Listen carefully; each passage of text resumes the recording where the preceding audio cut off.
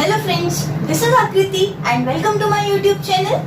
In today's video, we are going to talk about few tips to score good marks in class 12th.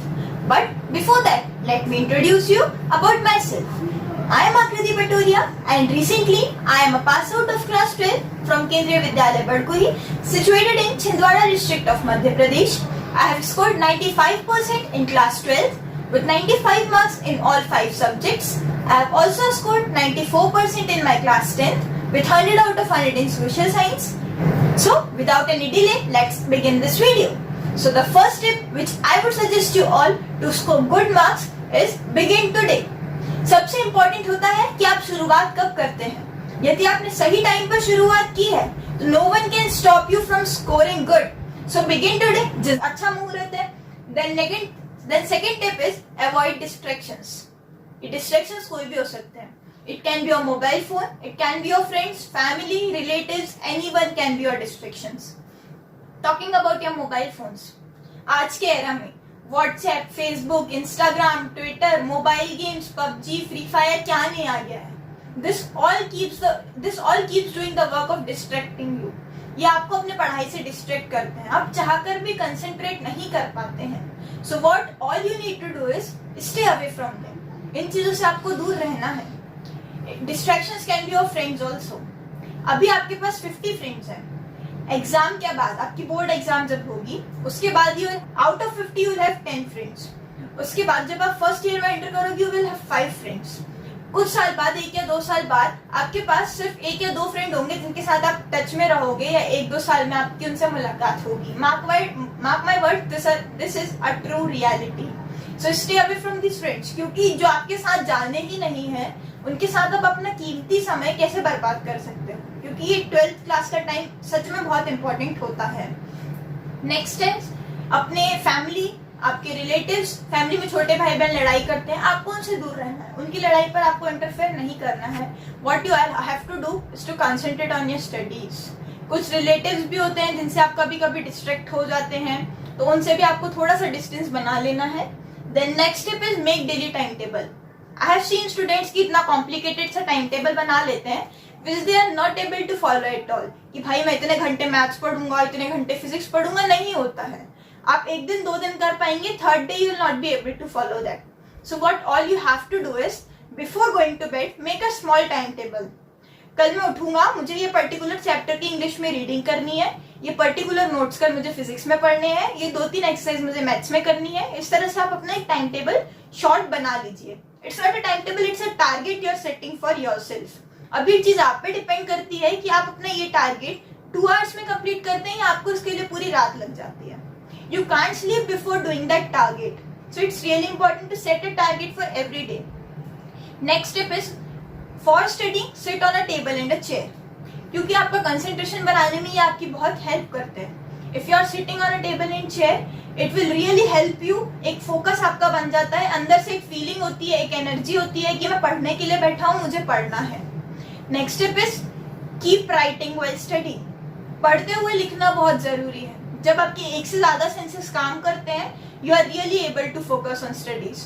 So keep writing, keep underlining. जो भी आप पढ़ रहे हैं उस पर आप अपना कंसंट्रेशन बनाए रखें. और जब पेजेस भरते हैं ना तो अपने आप लगता है यार आज पढ़ाई की है. तो इसीलिए लिखना बहुत जरूरी है. और सभी स्टूडेंट्स के लिए previous year questions you all know it's really important. क्योंकि आपको जो 40 से 80% कोर्स होता है, आपको जो 40 से 80% क्वेश्चन पेपर बनता है या इससे ज्यादा भी कह सकते हो, वो आपके प्रीवियस ईयर क्वेश्चंस में से ही आता है. अभी आप पे डिपेंड है. 10 साल के तो मस्ट है. 10 साल यू हैव टू डू.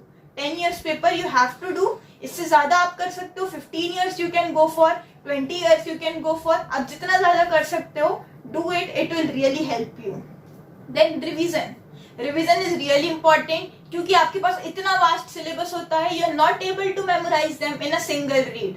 तो आपको करना क्या है, by 15 December if your exams are in March, complete your syllabus by 15 December. First read complete करनी है. Max to max go till 30 दिसंबर.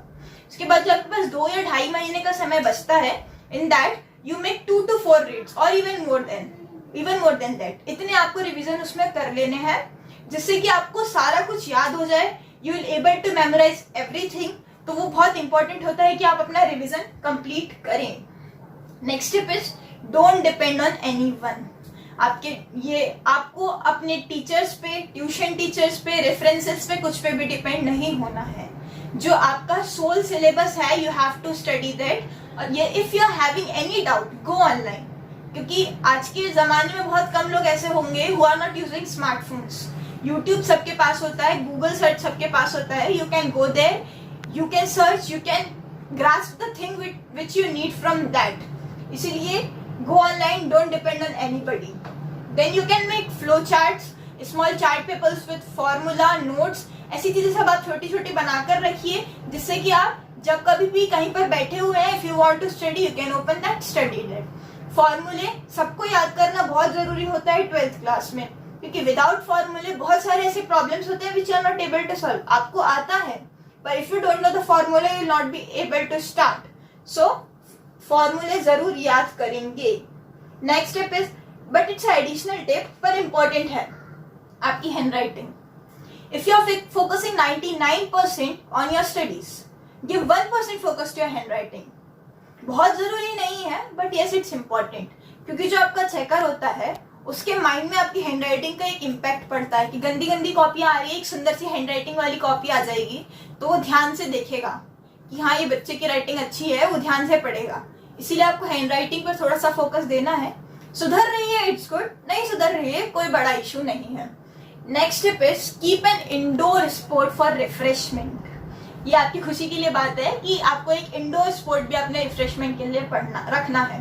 जब आप पढ़ते जाते हो कंटिन्यू, तो क्या होता है कि आपके माइंड में सिर्फ वही चीजें चलती हैं. 2 दिन 3 दिन आप निकाल लोगे, अच्छे 12 आवर्स आपने निकाले, 14 आवर्स निकाले, आप पढ़ोगे. लेकिन 2 दिन बाद, 3 दिन बाद आपको क्या लगेगा कि अब मैंने बहुत पढ़ लिया, आई नीड सम रेस्ट. तो ये चीज आपके साथ नहीं होनी चाहिए, because consistency is more important than perfection.